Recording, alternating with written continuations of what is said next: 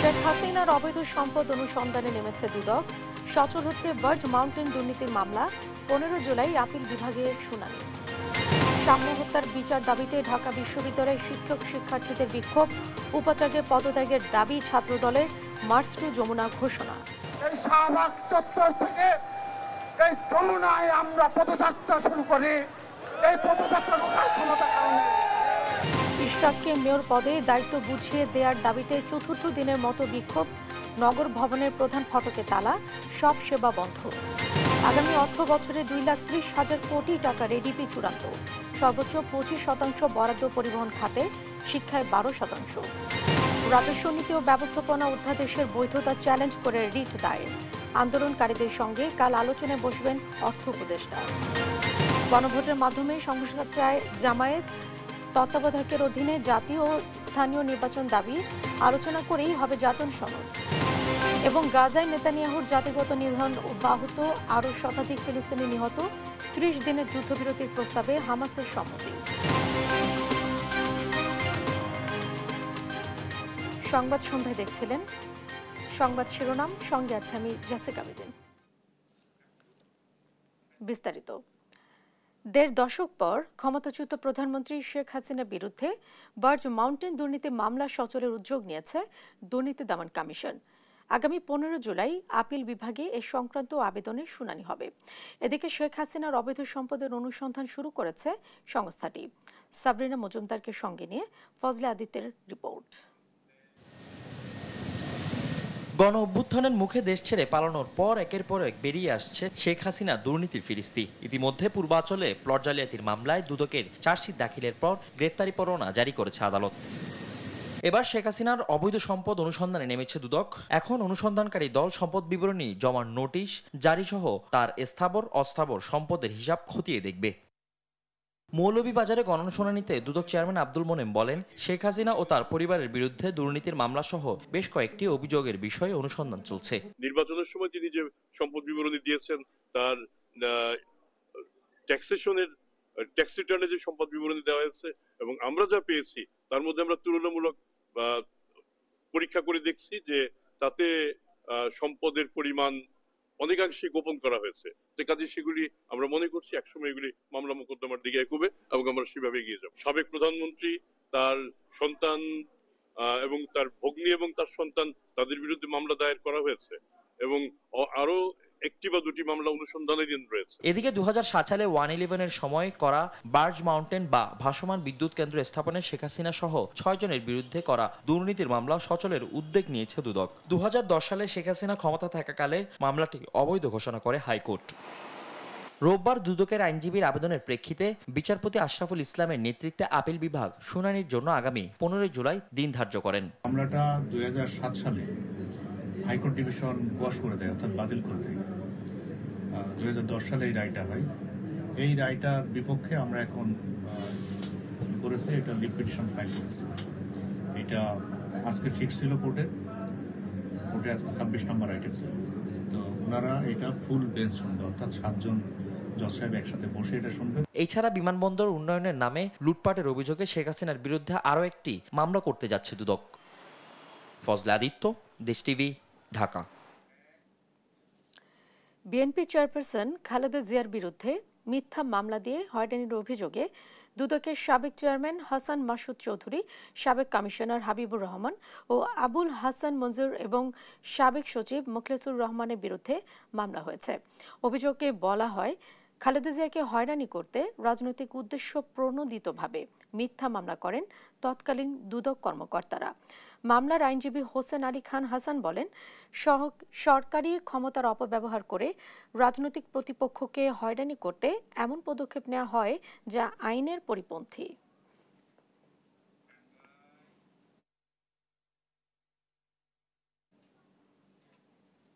শিক্ষার্থীর সাম্য হত্যার বিচারের দাবিতে আজও নানা কর্মসূচি পালন করেছে ঢাকা বিশ্ববিদ্যালয়ের শিক্ষক শিক্ষার্থীরা।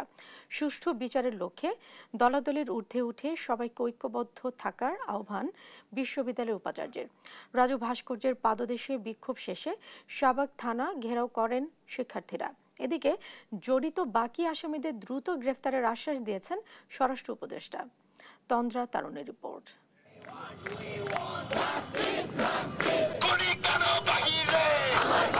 শিক্ষার্থী সাম্য হত্যার প্রতিবাদে স্লোগানে উত্তাল ঢাকা বিশ্ববিদ্যালয় ক্যাম্পাস। সবার দাবি একটাই, জড়িতদের দ্রুত আইনের আওতায় এনে ন্যায় বিচার করা।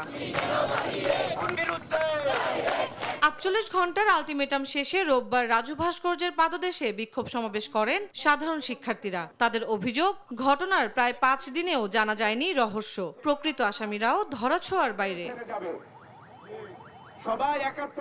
শিক্ষার্থীদের আন্দোলনে সংহতি জানান বিশ্ববিদ্যালয়ের উপাচার্য ও শিক্ষকরা। বিচার না হওয়া পর্যন্ত আন্দোলন চালিয়ে যাওয়ার কথা জানান তারা। এই হত্যার বিচার হওয়ার আগ পর্যন্ত এবং খুনিদের যথাযথ বিচার এবং শাস্তি হওয়ার আগ পর্যন্ত আমরা রাজপথ থেকে আমাদেরকে কেউ এক চুল সরাতে পারবে না। তারা আমাদেরকে আশ্বস্ত করেছে ৪৮ ঘন্টার মধ্যে তারা আমাদেরকে একটা সমাধান দিয়ে দিবে। আমরা জানতে চাই আমরা কি সমাধান পেলাম, আমাদের শিক্ষার্থীর অবস্থান কোথায়? এ সময় রাজনৈতিক দলাদলির ঊর্ধ্বে থেকে সুষ্ঠু বিচার নিশ্চিতে সবাইকে ভূমিকা রাখার আহ্বান জানান উপাচার্য। সমস্ত রাজনৈতিক দলাদলির ঊর্ধ্বে উঠে এটি ন্যায় বিচারের স্বার্থে আমাদের ঐক্যবদ্ধ সংহতি প্রয়োজন এবং সেটি আমরা ইনশাআল্লাহ আল্লাহর রহমতে অর্জন করে ছাড়বো। আর সিসিটিভি ফুটেজ পর্যবেক্ষণ করে অপরাধীদের দ্রুত আইনের আওতায় আনার দাবি জানায় সাম্যের পরিবার। আমার ভাইয়ের বিচারের নামে কোনো প্রহসন যেন না হয়। সমাবেশ শেষে শাহবাগ থানা ঘেরাও করেন শিক্ষার্থীরা। শাহবাগ থানার ওসি ও রমনা জোনের এডিসির সঙ্গে বৈঠকে বসেন শিক্ষার্থীরা। পরে সংবাদ সম্মেলনে বৈঠকের বিষয় তুলে ধরেন বিভাগের শিক্ষক সিরাজুল ইসলাম। আপাতত উনি আশ্বাস দিয়েছেন এই ইন্টারোগেশন শেষ হলে উইদিন 6 ডেজ অথবা আফটার 6 ডেজ যদি ইনফরমেশন আগেই পাওয়া যায় আগেই ব্যবস্থা নেবেন, না হলে 6 দিন শেষে যে ইন্টারোগেশন করে যা পাওয়া গেল এর মধ্যে বাকি আসামিদেরও অ্যারেস্ট করার পর্যায়ে চলবে এবং এই 6 দিনের মধ্যে ওনারা আরো অগ্রগতি করতে পারবেন। এ সময় স্বরাষ্ট্র উপদেষ্টার সঙ্গে বৈঠক করেছে ঢাবির উপাচার্য সহ আইইআর এর শিক্ষার্থীদের একটি প্রতিনিধি দল। সাম্য হত্যার জড়িতদের দ্রুত গ্রেপ্তারের আশ্বাস দেন স্বরাষ্ট্র উপদেষ্টা। উনি বলেছেন ওনারা এমনিতেও চেষ্টা করছেন এবং ওনারা বলেছেন ফার্দার এটা যাতে মানে ফ্যাসিলিটেট হয় সেইভাবে ওনারা এটা এগিয়ে নিয়ে যাবেন। সাম্য হত্যা মামলা ডিবির কাছে হস্তান্তর করা হবে বলে জানান স্বরাষ্ট্র উপদেষ্টা। তন্দ্রা তারণ্য, দেশ টিভি, ঢাকা। ছাত্রদল নেতা সাম্য হত্যার বিচার না হলে মার্চ টু যমুনার হুঁশিয়ারি দিয়েছে ছাত্রদল। রোববার বিকেলে শাহবাগ অবরোধ করে এই হুঁশিয়ারি দেয় তারা। সাম্য হত্যার ঘটনায় ক্যাম্পাসের নিরাপত্তা পরিস্থিতিকে দায়ী করে ঢাকা বিশ্ববিদ্যালয়ের উপাচার্য ও প্রক্টরের পদত্যাগও দাবি করেন তারা। পরে অবরোধ তুলে নেন ছাত্রদল নেতাকর্মীরা। তারেক মাহমুদ সুজনকে সঙ্গে নিয়ে ইউসুফ ভুইয়া রিপোর্ট। ঢাকা বিশ্ববিদ্যালয়ের শিক্ষার্থী ও ছাত্রদল নেতা শাহরির আলম সাম্য হত্যার বিচার না হলে মার্চ টু যমুনার ঘোষণা দিয়েছে ছাত্রদল। রোববার বিকেলে শাহবাগ অবরোধ করে ছাত্র সংগঠনটি। পরে এমন হুঁশিয়ারি দেন ছাত্রদল নেতারা। সেখানে তারা বিচার বিচার বিচার চাই, সাম্য হত্যার বিচার চাই সহ বিভিন্ন প্রতিবাদী স্লোগান দেন। সাম্য হত্যার ঘটনায় ক্যাম্পাসের নিরাপত্তা পরিস্থিতিকে দায়ী করে ঢাকা বিশ্ববিদ্যালয়ের উপাচার্য ও প্রক্টরের পদত্যাগ দাবি করেন তারা। যারা দোষী তাদের আইনের আওতায় এনে দ্রুত বিচারের দাবি জানাচ্ছি। মূল আসামি যারা তাদেরকে অন্তরালে রাখা হয়েছে, কি কারণে রাখা হয়েছে প্রশাসনের এই ব্যর্থতা আমরা মেনে নিতে পারতেছি না। সাম্য হত্যার সাথে যারা জড়িত তাদের প্রকাশ্যে এনে বিচার করতে হবে। দ্রুত অপরাধীদের গ্রেপ্তার না করলে কঠোর কর্মসূচির হুঁশিয়ারি দেন ছাত্রদলের কেন্দ্রীয় সভাপতি রাকিবুল ইসলাম রাকিব। ছাত্রদলের যাত্রা হবে যমুনায় এবং আমরা আমাদের দাবিটা আদায় করে বাসায় ফিরবো। শাহবাগ চত্বর থেকে এই যমুনায় আমরা পদযাত্রা শুরু করি। এই পদযাত্রা রোখার ক্ষমতা কারণে ছাত্রদলের নেতাকর্মীদের টার্গেট করে হত্যা করা হচ্ছে বলে অভিযোগ করেন ছাত্রদল সাধারণ সম্পাদক নাসির উদ্দিন নাসির। 5 আগস্টের পরবর্তী সময়ে বাংলাদেশ জাতীয়তাবাদী ছাত্রদলের নেতাকর্মীদেরকে টার্গেট করে বিভিন্ন জায়গায় হত্যাকাণ্ডের শিকার হতে হয়েছে। দ্রুত সময়ের মধ্যে যদি সাম্যের হত্যাকারীদেরকে, প্রকৃত হত্যাকারীদেরকে যদি গ্রেফতার না করা হয় তাহলে বাংলাদেশের প্রতিটি শিক্ষাঙ্গনে বাংলাদেশ জাতীয়তাবাদী ছাত্রদল অবস্থান গ্রহণ করবে। বিক্ষোভে ঢাবি ছাত্রদল ছাড়াও জগন্নাথ বিশ্ববিদ্যালয়, 7 কলেজ ও ঢাকা মহানগর ছাত্রদলের নেতাকর্মীরা অংশ নেন। ইউসুফ ভুইয়া, দেশ টিভি, ঢাকা। বিএনপি নেতা ইশরাক হোসেনকে মেয়রের দায়িত্ব বুঝিয়ে দেওয়ার দাবিতে চতুর্থ দিনের মতো নগর ভবনের সামনে অবস্থান কর্মসূচি পালন করেছেন তার সমর্থকরা। করেছেন সচিবালয় অভিমুখে লং মার্চ। নগর ভবনের বিভিন্ন গেটে ঝুলিয়েছেন তারা। এ সময় স্থানীয় সরকার উপদেষ্টা পদত্যাগের দাবি করেন তারা। হাসান আল মাহমুদের রিপোর্ট। ইশরাক হোসেনকে মেয়র হিসেবে দায়িত্ব বুঝিয়ে দেওয়ার দাবি নিয়ে রোববার সকালে বিভিন্ন ওয়ার্ড থেকে মিছিল নিয়ে নগর ভবনে আসেন নেতাকর্মীরা। ইশরাকের পক্ষে স্লোগান দিতে থাকেন তারা। আন্দোলনকারীরা নগর ভবনের সবকটি ফটকে তালা ঝুলিয়ে দেন। নির্বাচিত নগরপিতা না থাকায় নাগরিক সেবা ব্যাহত হচ্ছে বলে অভিযোগ করেন তারা। জনাব ইশরাক হোসেন, যিনি একজন নির্বাচিত মেয়র, যাকে প্রজ্ঞাপন জারি করে শপথ গ্রহণের প্রস্তুতি নেওয়ার জন্য বলা হয়েছিল, আমরা পরক্ষণেই ষড়যন্ত্র দেখতে পেলাম। এটা জাতির জন্য দুঃখজনক। আজ যদি আন্দোলন বাস্তবায়ন হয়, আমরা কঠিন থেকে কঠিন আন্দোলন করব। ইশরাক হোসেনের জনপ্রিয়তাকে ভয় পেয়েই দায়িত্ব বুঝিয়ে দিতে গড়িমসি করছে বলেন বিএনপি নেতাকর্মীরা। তারা স্থানীয় সরকার উপদেষ্টা আসিফ মাহমুদ সজীব ভুইয়া ও সচিবের পদত্যাগ দাবিও জানান। যেহেতু অনেক গণতন্ত্র আনার জন্য অনেক রক্ত দেওয়া হয়েছে এবং কোর্টের মাধ্যমে রায় হয়েছে যে জনতার মেয়র ইশরাক, তার রায়টা বাস্তবায়ন করা হোক। আমি আসিফ নজরুলকে বলবো, এই আসিফ ভুইয়া তাকে কোনোভাবেই শপথ গ্রহণ করতে দিচ্ছে না। তার দুর্নীতি প্রকাশ হয়ে যাবে। সেই যে সিটি কর্পোরেশনকে, ঢাকা দক্ষিণ সিটি কর্পোরেশনকে একটি লুটের রাজত্ব বানিয়ে ফেলেছে। দুপুরে লং মার্চ নিয়ে সচিবালয়ের দিকে যান নেতাকর্মীরা। গুলিস্তান, গোলাপ শাহ মাজার, পল্টন, হাইকোর্ট মোড় ঘুরে নগর ভবনে এসে শেষ হয় এই কর্মসূচি। কারণ কোর্ট থেকে রায় দিয়েছে, রায় দেওয়ার পরও ওনারা কেন তাকে শপথ করাবে না মেয়রকে? আমরা চাই আমাদের ইঞ্জিনিয়ার ইশরাকরে তার শপথ তাকে বুঝিয়ে দেওয়া হোক। ঘোষণা দেওয়ার পরেও তার প্রাপ্যটা কেন এখনো বুঝিয়ে দেওয়া হচ্ছে না? যেহেতু আদালত রায় দিয়েছে আর জনগণের ভোটে সে নির্বাচিত হয়েছে, তো জনগণের ভোটে নির্বাচিত হওয়ার পরে আদালত রায় দেওয়ার পরে তো আর কোনো কিছু থাকে না। প্রতিদিন বেলা 11টা থেকে 3টা পর্যন্ত অবস্থান কর্মসূচি অব্যাহত রাখার ঘোষণা দিয়েছেন ইশরাক সমর্থকরা। নাফিয়া ফারজানা, দেশ টিভি, ঢাকা। এবারের বাজেট দায়িত্ব জ্ঞানহীন নয়, শৃঙ্খলা পুনরুদ্ধারের, এমন মন্তব্য করেছেন পরিকল্পনা উপদেষ্টা ওয়াহিদ উদ্দিন মাহমুদ। তিনি বলেন, সরকারের মূল লক্ষ্য বাজেট ব্যবস্থাপনা টেকসই করা। রোববার জাতীয় অর্থনৈতিক পরিষদ এনইসি সভা শেষে সাংবাদিকদের এসব কথা বলেন তিনি। সভায় 2,30,000 কোটি টাকার ব্যয় সম্বলিত বার্ষিক উন্নয়ন কর্মসূচির অনুমোদন দেয়া হয়। মোহাম্মদ আলাউদ্দিনের প্রতিবেদন। 2025-26 অর্থ বছরে বার্ষিক উন্নয়ন কর্মসূচির ব্যয় নির্ধারণে রোববার রাজধানীর শেরেবাংলা নগরে জাতীয় অর্থনৈতিক পরিষদ এনইসির সভা অনুষ্ঠিত হয়।